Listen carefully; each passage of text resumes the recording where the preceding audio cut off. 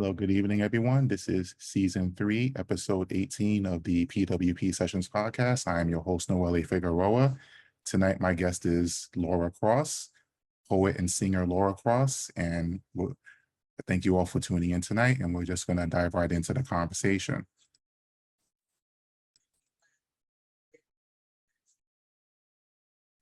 So this is episode 18. And for those of you that are not already familiar with this podcast, the P.W.P Sessions podcast, or the Poets with Purpose Sessions podcast, is a podcast I created where I interview new or established authors of poetry, as well as rappers or MCs, and I feature a performance of their work along with an audience Q&A session. I'm your host, Noelle Figueroa. I am a poet, author, blogger, workshop facilitator, and event host, and I am the creator of the P.W.P Sessions podcast. Now, tonight's guest is Laura Cross, and this is her bio. Born and raised in Brooklyn, New York, Laura, aka Laura Cross, is a Christian singer, songwriter, lyricist, dancer, and a poet. After starting off rewriting existing songs, she began to write her own songs with 2 original melodies and began writing poetry at the age of 12. Growing up in a home filled with music and singing and dancing extracurricularly and at church, her appreciation for words and music grew. She later wrote and debuted her first play, A Purpose, featuring her first copywritten song, You Had a Plan, in 2015. She continues to share her music, poetry, and dance with others, and has performed on all forms on stages in New York, Philadelphia, and Connecticut. As a dancer, she was a member of Ambassadors for Christ and the University of Hartford's dance team, Phenomena, and has appeared in guest performances with Abundance and Agosi dance teams, while also performing for private parties and events locally. She is a certified personal trainer and has a bachelor's degree in health science and a master's degree in health education and promotion. In addition to training clients in fitness and health, she has written health articles for Roxanne's Massage and currently works with individuals to help them better understand and address various aspects of their health. Her poetry and creative expression is her ministry, as her faith and beliefs represent who she is and purpose for what she does. Her hope is to further develop her voice and use music, dance, and the power of words to help make sense of the world and share the beauty of life and truth. And you can follow her on YouTube, youtube.com/Laura Cross 2696. Now, ladies and gentlemen, here's Laura Cross. Hey, good evening, Laura. How are you doing? I'm doing well. I'm excited to be here, Noah. Thank you for the opportunity. Yes, excellent. Thank you for being my guest. So I'm going to start off with a basic question. Who is Laura Cross? Like, how would you define yourself, or how would you describe yourself or define yourself? Laura Cross is, or Laura me, I am a lover of beauty, art, truth, and a respecter of the intentionality of life. I know it's kind of general. So I'm somebody who looks for and appreciates the things that stand out in life. I'm somebody who believes in purpose and truth, in standing for something because you will otherwise fall for anything. And I'm somebody who believes that everyone has something to contribute and to say, and it's important to first and foremost understand what it is that you have to say as a person and what your purpose is before doing anything outwardly. Excellent, excellent. Now, when did you first start? Because you are a singer and a poet. Did you start off both at the same time, or did you start one or the other first? Like, how did you get started? That's a good question. So I do quite a few things, right? The very first thing I started doing was writing music. So I was probably in like 3rd grade when so maybe like 7, 8 years old, when I started taking the melodies of existing songs and writing my own lyrics to them. So I have like a really old, worn out book, songs from when I started writing them. So I started with music, with lyrics to existing melodies. Then I began, so it's kind of a silly little story. When I got to like 50 songs that I had written that didn't have my own melody, I decided song 51 had to be fully original. So that's when I decided, I was like, okay, I'm gonna just write to a song in my head. And um, just to give you a little story about it, I'm pretty sure I would have to take my book to see, but I'm pretty sure it was this ridiculous song called Lunchroom Duty, where I had got in trouble in school. So I had to work in the lunchroom. Um, and it was really short and corny, but I'm super proud of it. And from there, I started to develop my voice a little bit more and continue to write songs like that via melody. Shortly, and throughout that time as well, I grew up in church and doing a lot of church activities. So I was also in the choir, and at some point, when I was a little bit older, maybe preteen, I started dancing for Ambassadors for Christ at my church at the time.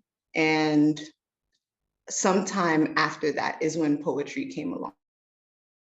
So I'm not sure if he got a chance to get on or will get a chance to get on tonight, but I started writing poetry at, as I said, like about the age of 12, so in like the 6th, 7th grade. And I actually started writing empathetically first. So just mean that I wasn't really writing about myself. I was writing about like pain and certain experience that I imagined other people had. And for some reason that came easier to me at first. I wasn't really delving into my own personal story for poetry. It was a little easier for me with song. But I started off writing poetry kind of on behalf of others who I felt had a harder life than I had. Something about poetry just gave me that vibe where it kind of had to be deep and serious. And I didn't feel like I had that much deeper, serious stuff to say, you know? So I had started off that way with poetry, but fell in love with it. And um, I really appreciated how easy it was for me to just be able to just use words. Like I didn't need a track. I didn't need music. I can just stand somewhere and speak and it can mean something. So I really, really valued that a lot. So I'd say poetry and then rap was the very last thing to come in to the game. But started with songwriting, dancing, poetry, and then rap. Excellent, excellent. And what were the first subjects that you mentioned you used like other people's experiences? Like, Mhm. can you share like what were those experiences? What exactly what those experiences were, and what you wrote about them? Sure. So I remember they usually had to do something with like maybe what a Black man goes through, which you know I know nothing about. I'm a Black woman. Mhm. Um, Right. so sometimes I had to do with like racism. A lot of them had to do with like loss, like people who had lost siblings or close family members. I actually did end up losing my mom, unfortunately, in 2015, my brother and I. Um, but prior to that, I didn't really have any experiences with loss personally. So kind of around the subject of, um, you know, having someone you care about be taken away from you in an unjust, unfair way. Like maybe it was murder, maybe it wasn't something that was like sickness or something that you kind of could leave up to chance. It was like something maliciously intended caused you to lose and how you felt about that and what you missed about that person, what you missed about those experiences with them, the good things about them that you'll never get to see now. Um, that's kind of where those topics were coming from at first with poetry. Right, right. For the sake of context, I want to offer my condolences, even though that was something that happened to you in the past. Out of you mentioning it, I just want to offer my condolences. I know that's something very difficult to deal with. And I in do regards to appreciate that. in regards to your writing, like experiences like that, for example? How does writing poetry help you to process experiences like that? Ooh, that's a good question. Um, so I find that I try my best, like in general, every day to be a fairly well, like internal processor, where even if I'm not saying something, I'm thinking about things in a way so that I feel like I've dealt with them. But writing things down, so like poetry, in particular, I think what it does for me is it usually helps me to, because I usually have an idea, a general idea of how I feel. But once I start writing, I kind of get a little bit deeper into like maybe why I feel that way or what this feeling that I'm experiencing now reminds me of, right? Because there are a lot of times where I can compartmentalize things. So I'll kind of just, all right, this situation is very different from any other situation because I'm in a different time in my life. I'm older, I've had this happen to me. But I realize when I write things down, it's like, oh wait, there are patterns in life. Like I've seen something like this before, and what I'm drawing out of me as I write it down is familiar. Even though I thought this was a new experience, there's something that I'm kind of reliving that I see more clearly when I get things down in poetry or in song too, in a way that I might not get just by reflecting and thinking internally. Mhm. Mhm. Excellent, excellent. And who or what would you say helped you to develop your skills as a writer and a singer? Like who, like did you have any, like who would you say was coaching you or supporting you and helping you to, cultivate your skills as a writer and a poet? At it. So this is a little funny because I kind of pride myself on being a bit of a loner, like not really looking for much mentorship and thinking that I can spontaneously create. But this actually, the answer to this question actually goes back to when I started poetry in the 6th or 7th grade. Um, Danny Shaw, he was this tall white man that spoke Haitian Creole. Um, and he came into our class, and I'm Haitian, so that's the significance of that to me. Because when I first saw him, I was like, why is he speaking Creole? Like, how does he know Right. Creole? Um, so I was like, okay. Right. Yeah, So I that just would see be this unusual. white Yeah. dude. Right. I'm like, why is he here? What's going on? Right. And he actually was the first person to introduce me to poetry. Um, and he, from what I remember, it was either he gave us really like vague things to mention or he said just free write, just write what comes to mind. I think even sometimes he might even play music in the background. Like it was such a new experience for me at that age. And that kind of really opened me up to what poetry could be. Because even though I had been writing songs and writing music and singing and even dancing, I never really had considered poetry before that time. I never really thought about how I could use it and how awesome it would feel to use it. So Danny Shaw is definitely one of them. I don't know if he's able to make it on tonight, but he definitely had a huge impact on me pursuing poetry writing and developing those skills. And since I started with song and music, I would say, honestly, I think my mom inspired me a little bit when it came to song and writing. Um, she was usually at some point, especially on a Saturday, you would hear her singing all up through the house while she's cleaning. If she's not singing, she got like family radio or something playing, Right. so that you know, I'm hearing creative expression and I'm exposed to it. So I think it just kind of was, I kind of had a bit of an affinity for it. So hearing it, I was able to automatically kind of desire it in a deep part of me, and want to be able to share that same joy I saw my mom have in expressing herself, and then use it for whatever made sense for me. All right, definitely, definitely. Now, what would you say is your motivation to write? Because us poets and singers, performers, we all have different reasons for doing it. What would you say your reasons are? Hmm. So the first reason is ministry. Um, it's funny, I'm not embarrassed to say this, but that's what we're here for, to be vulnerable, to be honest. So um, I'm a little bit of a punk, I think, when it comes to ministry, because of how to myself I am. I'm like, I can't tell nobody how to live their life. Like, it's not my place. But I get emboldened through poetry. I get emboldened through music. I get emboldened through dance.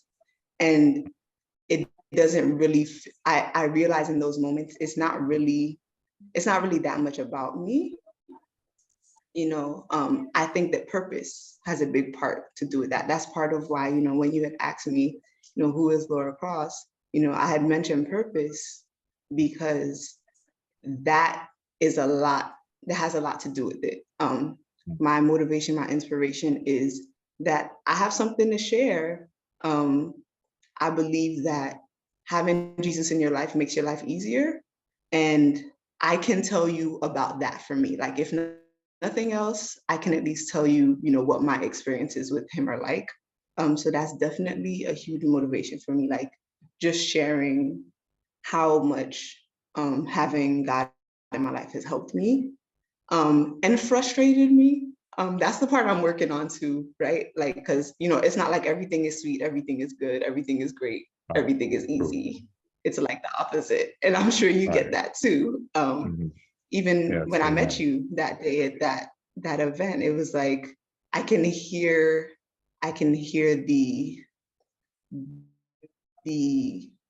strength of the, like, I can hear the weight of your experiences and how you put that into your pieces. That was one of the things I appreciated about seeing you perform as well. So, like, that um it's not all good, the things that motivate me, but it is my experience.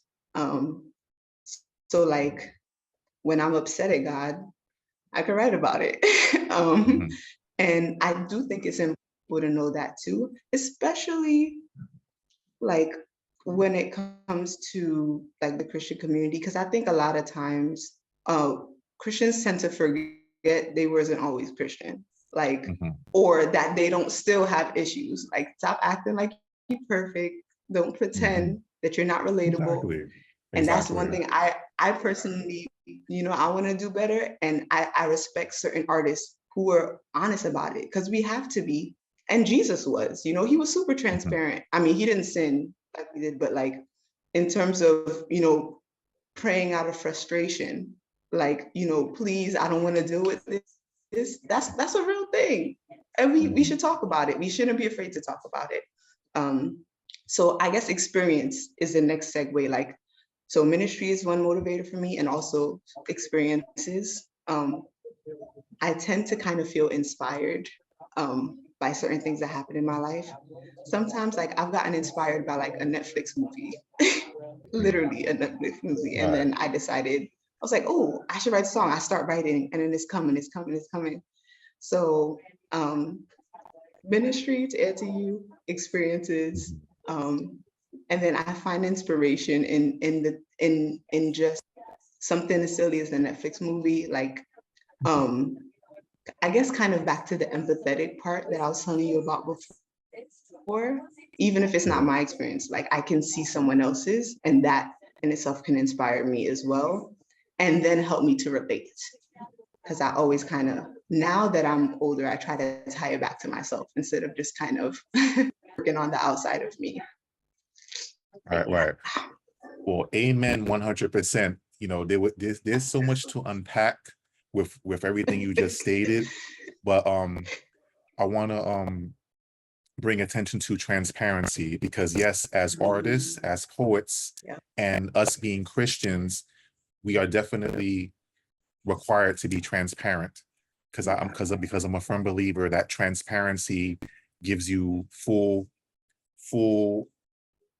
I don't want to say advantage. I don't think advantage is the right word, but it gives you the freedom to connect with your audience, because we're from the understanding of God has called us on purpose and for a purpose with a purpose. And when we're moving in purpose, there is a segment of the population that's specifically assigned to you, that you are assigned to reach. So when you're operating in transparency, you are reaching the people that God intended to reach when you're obeying his will and when you're operating in your gifts and talents at your full potential. So yes, I'm in full agreement. We have to be transparent. We have to be honest. We have to speak the truth and walk in our truth, because at the end of the day, as you said, our lives are not perfect. This is not a cakewalk. We don't always get what we want. Everything doesn't always go all our way. Sometimes we take more losses than what we want. I've lost a few things over the past 2 weeks alone, but God, at the end of the day, but God is the only thing keeping me going,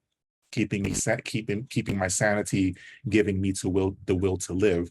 So it's very important that as artists, and specifically those artists that do ascribe to the Christian faith, we have a standard to uphold. And one of those standards is truth. We have to walk in our truth, not just our truth, but the truth of the word that resides in us, that we're required to live out on a daily basis. And that brings me to my next question. When we talk about representation, you've heard the word representation thrown around in different circles in one context or another. Now, when it comes to you, in terms of being a woman, a Black woman, a woman of faith, everything, all the things that make you who you are, when it comes to your writing of poetry, when it comes to your singing, your art, how important is it to you that you're representing yourself in your totality through your work? Hmm. Wow. I gotta say amen first too. Yes, amen. But that is a great question. Representation. So it's funny, because like one of the greatest compliments that I've ever gotten, and I think I've gotten it from maybe two people in my life, is that people have said when they meet me and speak to me, who I say I am. Like they're almost surprised that I say something, I mean it, or when I say I believe something, my actions go accordingly. So representation is super, super important to me, because consistency is important to me. Being a person of your word is important to me. And you mentioned a few things there, right? Being a woman, being Black, being a woman of faith. Not quote unquote angry Black woman is also important to me. I want to be someone who can articulate without blowing up on you, without minimizing my own for how I would want to be treated, right? So for me, all of that goes into representation. Like, for me, that's important because I want to be the same person all the time. I don't want there to be any question, any doubt about my word, about my values.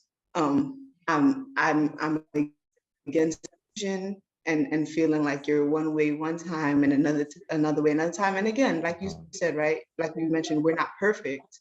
Definitely something that I have to keep working on, like reminding myself and being reminded by how to hold myself accountable and to represent, myself accurately, to represent his word accurately. So it's definitely really important to me. I think that in addition to consistency, representation is also a lot about like honestly putting yourself, which is something I gotta work on. Another reason I'm grateful for this opportunity. To In order to represent, you have to believe you have something to represent. You have to There has to be some sort of understanding or not cockiness, but confidence so that like you know that you're worth represented, worth having a say, worth giving a contribution. And it's so that the attention is really on you, or so that you're but it's about understanding I'm purposed. And what I say and what I do matters. It affects people. Like I remember a short little segue, like I remember when I started to realize as like a teenager, like something as simple as me asking somebody to go out somewhere with me could change their life forever. You know what I mean? Like, even if it's something like scary, like let's say I say, oh, meet me over here at like 5:30. And then God forbid the person gets like hit by a car. Always terrified that like something I say, something I do is gonna make somebody that wouldn't have happened if I didn't say anything. You know, and so going back to like representation and like how I am and how I present myself, I feel like it all kind of ties in, you know, the things that not only affect me and my life, but it affects and how they view you, but also how they receive you. Does that make sense? Yes, You know, absolutely, just absolutely.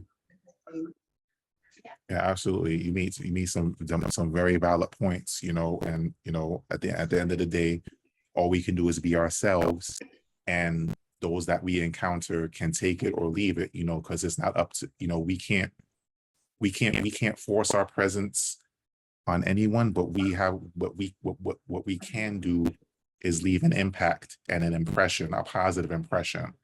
And as long as that impression is of Christ being in the forefront, then that's all that matters. Then you've done your part. Whatever the person does with what you've given them, that's their choice to make, and that's their choice to process. But as long as you did what you know for a fact, what God called you to do, that's all that matters at the end of the day. And with that provides the perfect segue to our next segment of this episode, because now it's time, ladies and gentlemen, for Laura to take the mic.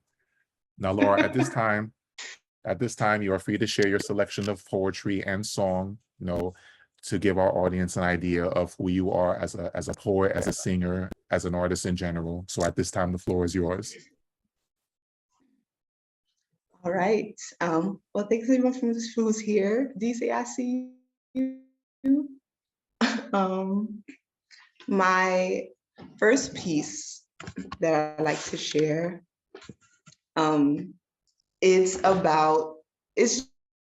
just well, actually, this first one I'll say, it's one of my older pieces. Um, it it really is just a kind of like poetry rap about my experience as a young and developing Christian, but I still resonate with a lot of this today. Like, one thing I would do is compare myself to a lot of people, um, compare my testimony to their testimonies. So that's what this first piece is about. I hope that it resonates with you guys in an impactful way. Hey, my name is Laura, and I'd like to introduce myself to do that. I must tell you about the man I love who saved me. Well, his name is Jesus, and we've met throughout the seasons as my life wasn't too pleasing, though I never thought I teased him.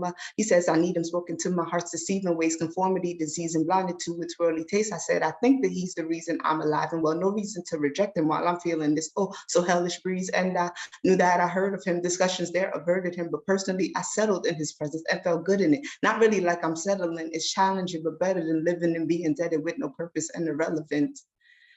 And Lord, I grew up in the church hearing verses of singing words, but I'm not really sure of when you touch my heart to put you first. Now I hear Christians talk about they did, they met you, heard your voice, and took the invitation to be given worth. I know that I'm a sinner, but why it needs to be clear, it still feels like I'm a beginner, not sure that I am delivered. God, I compare myself to all of your other believers, but even through your word, it doesn't seem I'm tested either. God, do you trust me? I know you love me, but am I living worthy of giving you what you deserve? And he is so worthy, and Jesus Christ rose to save me. Now all of this I recognize, so why is it I shame thee? If I'm supposed to know the time and the place of the day I got saved to be saved and be changed, guess it's just sad to say, seems I'm out of the way, because although not the same, not sure how much I've changed. And if you test and rebuke those you love, those you choose, then I must be excused or just blind and confused. I need to follow through, because I know I need you, but you can't make a move if I never picked for you. J is for just, H-E is a must, N-S, the spirit loves you and me, and succumb S to his will. I need your love, and this fear runs amok in my mind. I need trust.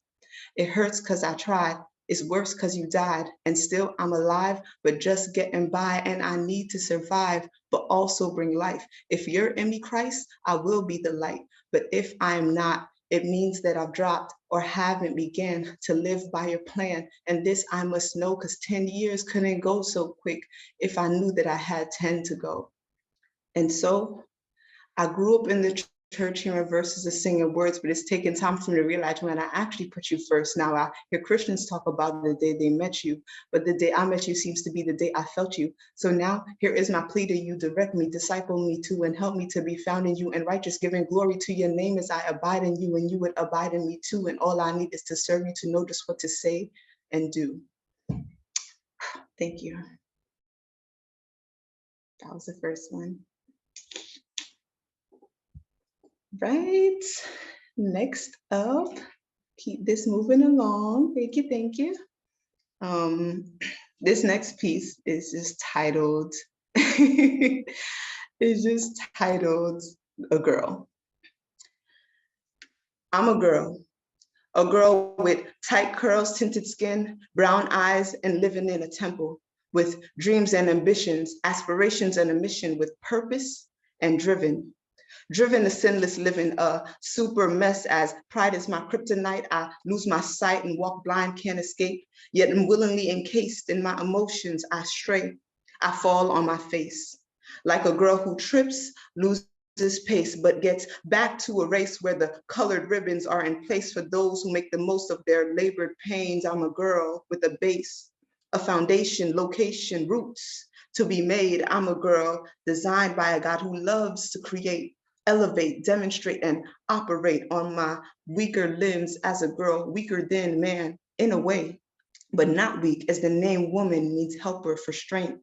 See, I'm a girl who loves to save face, but deep down can't hide a thing and lives with her vulnerabilities exposed and displayed. I'm a girl with no time to waste, because a waste of space and efforts misplaced is laced with hidden portions of mistakes. These stakes are too rare to cut meat out the way.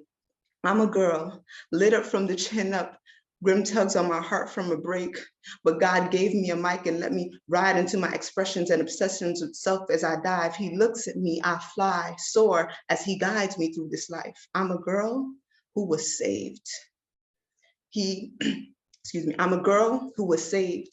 Before I even spake, he made me possible today and every other day to hear his voice, accept him, and say, I'm a girl, just a girl, covered in grace. Thank you. That's 2. I got one more poem for y'all. I appreciate the love in the comments. Thank you. This next piece is a bit more recent than the last 2 that I had shared with you all. And this is very, very this was one of probably the boldest, most controversial pieces that I've written so far, and it's about womanhood. So I hope you guys can enjoy. An announcement. There's something I need to say. Now, this might rub some of you the wrong way, so for that, I'm sorry, but for this, I'm not. Of genders, there are 2. Man and woman. Now, I understand this food may be hard to chew given the circumstances and reprimanded in today's time, but I have to say it. We are all created with purpose, crafted in essence, beauty, and assignment. The confinement you may feel is not because of your outside, but your inside. The 2 should match, this is true. So how can you know which of the two deceives you? There's a rubric, there's a list and a reason, and it's clear. Man and woman together make life.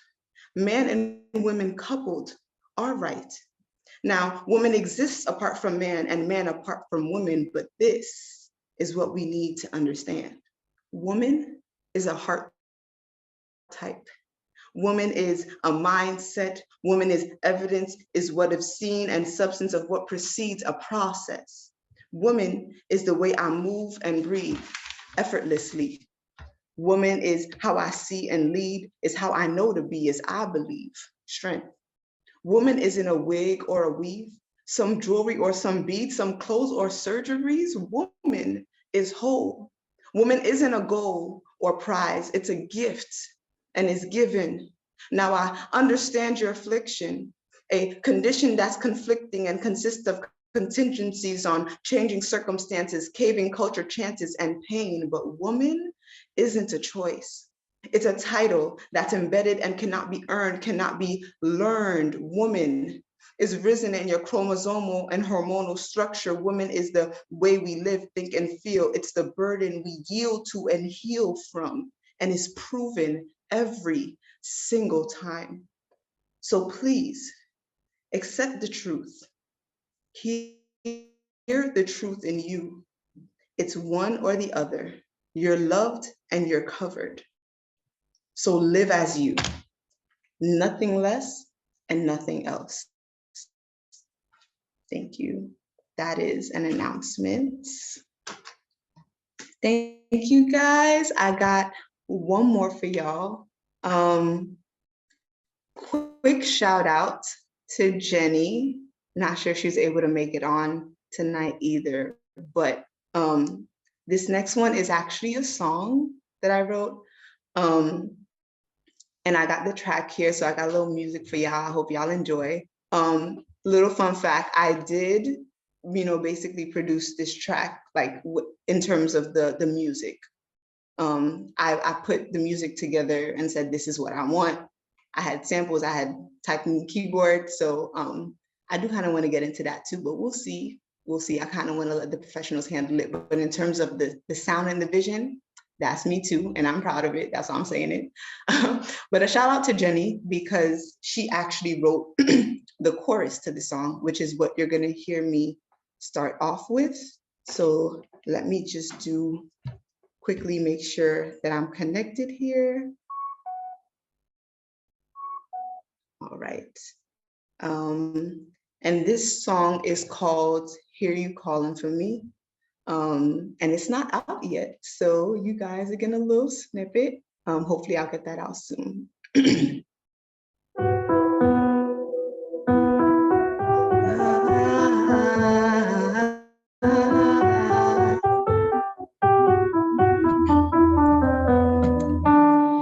I hear you calling for me.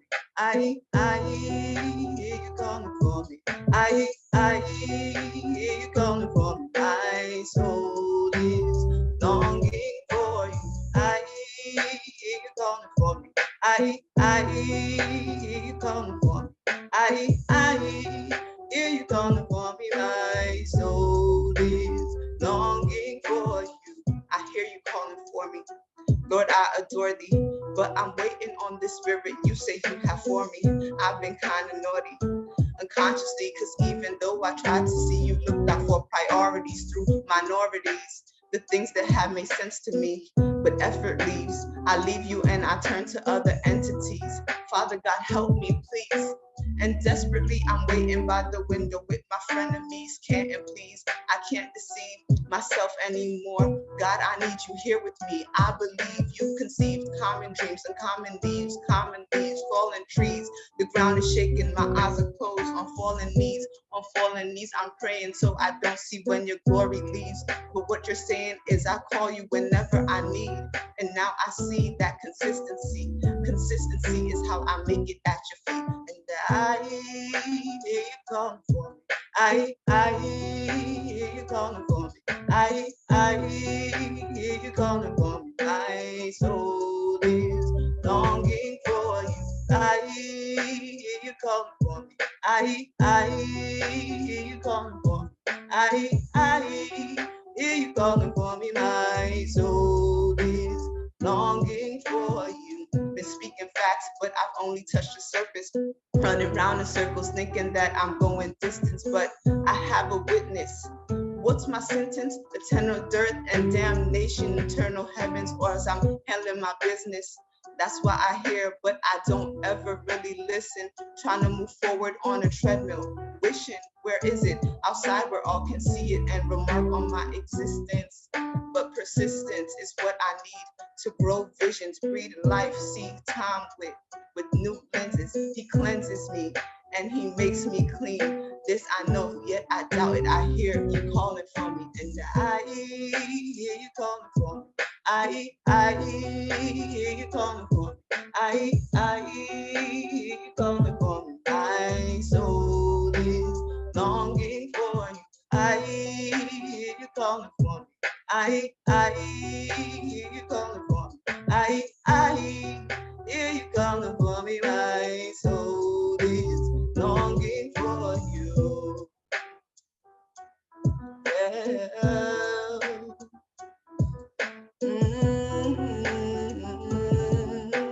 Soul is longing for. Those are my pieces. Thank you so much. Oh, that's the next one. But Yes, that's oh, it for excellent, me. excellent. That was outstanding. Ladies and gentlemen, those are selections from Laura Cross. Laura, that was outstanding. Thank you for coming through to sharing your gift. That was excellent. And I'm sure our audience tonight and those that will be watching after the fact will feel the same way. Thank you so much for coming through and sharing your gift. Thank you. Awesome, awesome. Now, at this time, we're going to shift gears again. We're now going to move into the Q&A portion of this episode. So at this time, if there's anyone in the audience right now that has a question or comment for Laura, you can feel free to unmute yourself and give your question or comment at this time. Don't be shy, y'all. Don't be shy.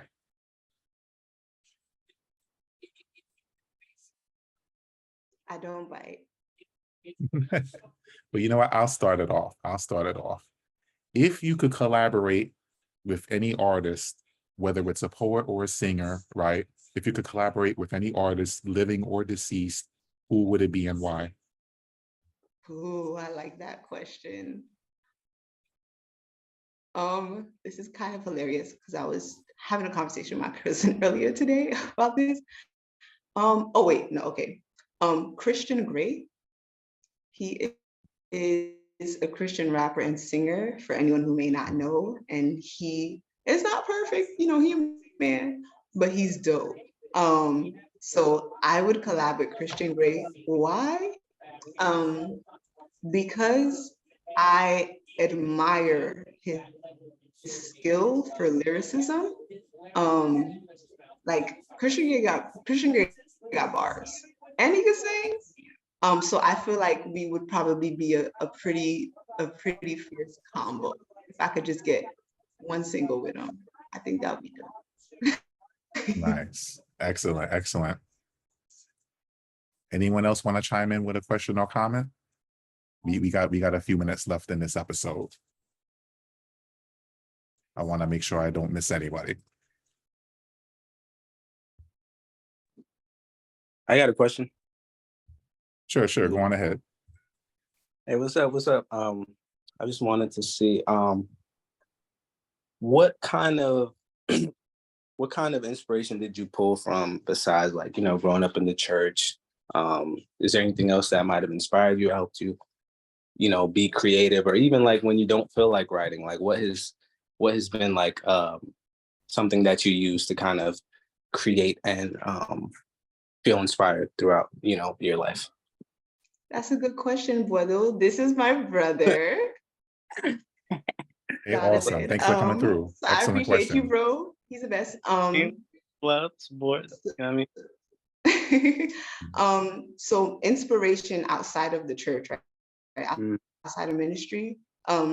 We did talk a little bit about it earlier. So like, it could could be as simple as like a movie that I'm watching. It could be like how I feel on a certain night when I see the moon shine and the stars. What I see in nature. It could be a conversation that I have with a friend, or someone else. And in terms of the second part of your question, in terms of like, what if I don't want to write? That's a great question. That's a tough one. Because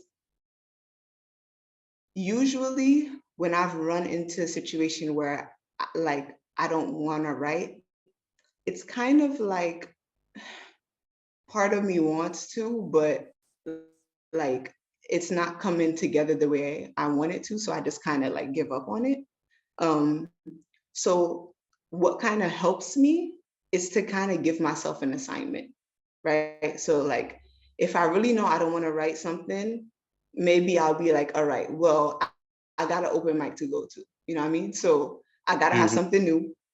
So I'm gonna figure out how to get to that place. And sometimes it may not be right away. Um, what I find is that like, so I may not want to write like a poem or a song, but sometimes just kind of writing down my thoughts. Like it's very different. Like they're kind of related, but it's a little bit different because I don't have the self pressure in my head of this being like some sort of dope piece. Like it's just me free speaking, and so Uh, sometimes that kind of loosens up my resistance or the difficulty I have in getting the piece down. So like once I write down how I'm just feeling, period, then later on I might be able to come back and actually like write an actual song or actual poem. If that makes sense. copy, But thanks copy. for asking the Let me- question. I do have one more question. Um, Uh-huh, what of course. what can we kind of expect for the future? Do you have anything in mind that you're like working towards, or like a specific goal in mind? Anything like that? That's a great question too. So that's part of why I was really happy to be on this podcast. Um, so the next thing that I'm planning to do is I have quite a few older pieces that I haven't recorded yet. So my Mm, first goal, I have maybe like four, four or five that I'll probably put all together in like a short little EP or album. And then after that, I'll probably start writing more new content to also promote and record. got you, got you. Okay, So to be continued on my YouTube page, you're gonna find it, you're gonna see it. 2024. you got it. Follow that YouTube, y'all. Come on, show love. Excellent, excellent. Hey, thanks for coming through with those questions. Much appreciated. Awesome, awesome. Anyone else in the audience care to give a question or a comment before we close out? I got a question. Sure, sure. Yeah. Yeah, what's going on, Laura? Hey, My hey, question to you see? is, how do you find that balance between what you've been called to do and adulting? You know what I mean? Like, how do you find, because that's the thing that I feel as though like a lot of artists struggle with on their artist journey is like, like they want to pursue, um, they want to be able to pursue and also be like that fish in water and really doing what God has called them to do, but then also maintain that faith of like, Mm, oh snap, like bills, responsibilities, all these other things. So how do you kind of like find that balance between the two? wow. Thank you for that question, DC. By the way, y'all, this is DC Music. He's super dope too. He's a really dope artist. DC Music. Y'all can find him on anything, Spotify, all of that stuff. But to answer your question, DC, so it's actually really funny that you bring that up because that's something that I've been bringing up in my prayer life with God recently. Well, not like for the last few years, where I realized I used to have a certain like I feel like I used to have a little bit more zeal when it came to the gospel. And actually, I think I wrote a piece about this too. Like I used to be that person who would send those, those Bible texts. Like when I do my Bible reading in the morning, I would text it out to a bunch of people with like an extra encouragement in my own words. I felt like I used to pray for people more. When I was younger, I had the time, and so it wasn't split between adulting. I wasn't working as much or in school and working. I was either working or in school or working part-time and in school, but working and being in school full-time, like you said, having bills to pay and all of that stuff. I do find that I spend a little less time, um, you know, doing the things that I was doing when I was younger that made me kind of feel like I was being active in terms of what God wanted from me, right? But one thing that your question brings up for me before I answer it straight out is that I realized there was a part of that. Like sometimes I think as Christians, we get caught up in the tasks, right? Like we get caught up in the check boxes. You don't always have to check boxes with God. He cares about the condition of your heart. And that doesn't mean it's a cop out. It doesn't mean, oh, he know my heart. I could sin a little bit today because he know my heart. That's all I'm talking about. I mean, like, so Lord, I am working now. I am doing this now. But the time that I'm praying with you, the time that I'm taking aside to spend with you, what I find these days for me, and I'm grateful for this, is that it's matured in a way. So like I don't really pray the same way I prayed before. So maybe my prayers, they may not be as long partially because of time, maybe, but they also aren't as long because I realize it don't matter that much what I gotta say. Sometimes prayer is about listening. Sometimes what I'm doing, what he wants from me is to be obedient. He wants me to be quiet. He wants me to be still. And I feel like when I was younger, when I had less adult responsibilities, or even when my mom was around, so I didn't have to support myself 100%. I was doing stuff. I was busy. It wasn't that my heart wasn't in it, but I feel like as an adult Christian, where I find that balance is in the integrity and the depth of my time with him, if that makes sense. Like, so I know I don't have that much time, but I'm gonna make sure I'm meditating on this verse this week, or I'm gonna make sure I have this conversation with this person and I'm sharing my testimony with them in a way that I wouldn't have done when I was younger because it was a little bit more surface. So I guess what I'd say to anyone is to look forward with the maturation that comes with adulthood as a Christian. Because that I think can be your saving grace when you lose time. And I'll also add, we can always do better, right? There's always room for improvement. So just because I feel like I don't have time, that don't mean I really don't have time. Because that's another thing. Like when we want to make time for something, we find a way. So the other thing I would add to that is making God your priority. Like, are you my priority? Are you really my priority? When I sing about you being my priority, do I mean it? Like, what have I been putting in front of you? If I really don't have time, maybe I need to wake up earlier. Maybe I need to sleep a little later. Maybe I need to limit how much extracurricular stuff I have going on that has nothing to do with you. So I think part of that would be like, reevaluation. The Bible says know thyself, right? So evaluating yourself, finding out where you can make room, but at the same time understanding that as you mature, the nature of your relationship with God should change a little bit so that you may not always have to take as much time as you might have had to before. And you can see, like, I see God revealing stuff to me that, he never had before, even though I might think I spent less time with him, but it's kind of the quality of the time. And of course, making room where you can, because like I said, we can always make room for improvement. Hope that answers your question. Thanks, DJ. Yeah, that was also a great question. Thank you. Thank you for coming through with that question. That was excellent. All right, ladies and gentlemen, as we close out, Laura, I'd like to ask, do you have any events coming up that you would like to mention to our audience? Events, not right now.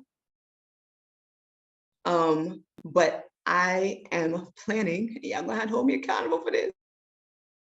I am planning before May to drop some on YouTube, whether a cover or one of my original songs. Y'all gonna see something from me before May this year. So keep tuned. Excellent, excellent. And for those that are not familiar with you, can you just reiterate the name of your YouTube channel? Yes. So my stage name is Laura Cross, no spaces. If you go on YouTube and type Laura Cross, that's LauraCross, no spaces, space bar covers, COVERS. You should see my page right up front. Laura Cross covers, Laura and Cross no space bar covers. And you should be able to find me on YouTube. Feel free to subscribe. And like I said, keep me accountable because May, we're gonna see something. Excellent. That's outstanding. Thank you. Thank you. So as we close out, ladies and gentlemen, there's one more thing that I like to do. And that is to say thank you. First and foremost, Laura, thank you so much for coming through. Excellent conversation, excellent poetry, excellent song. I appreciate you taking the time to share your art and your experience on my platform. I wish you all the best with your future endeavors, and may God just continue to bless you and keep you and direct you as to where you are to be in your future endeavors. Many blessings on all that you put your hands to. Excellent work. Thank you for sharing. Coming up, ladies and gentlemen, on episode 19, that will be on March 19th. I have the pleasure of seeing Margaret Sirocco again. She was a former guest on this podcast, and she's coming back for another episode, and I'm looking forward to that conversation as well. For more information about Poets with Purpose and the P.W.P sessions podcast, you can call me at 646-372-6230 or email me at poetswithpurpose@gmail.com. All of my flyers and logos were designed by the excellent team of Eclipse Graphics. You can find them on Instagram at @EclipseGraphicsNY. For those of you wishing to make a donation, you can do so through PayPal, Tap Media Man, Cash App, $Anointed Pen, or through Zelle utilizing my phone number. And that, ladies and gentlemen, concludes episode 18. This episode will be uploaded to the Poets for Purpose YouTube channel within the next hour or so. So be on the lookout for that in order for you to share it amongst your social media platforms. Laura, thank you so much for coming through and being my guest. A big thank you to tonight's audience. Have a good night, everyone, and God bless. Thank you. Good night. Thank you.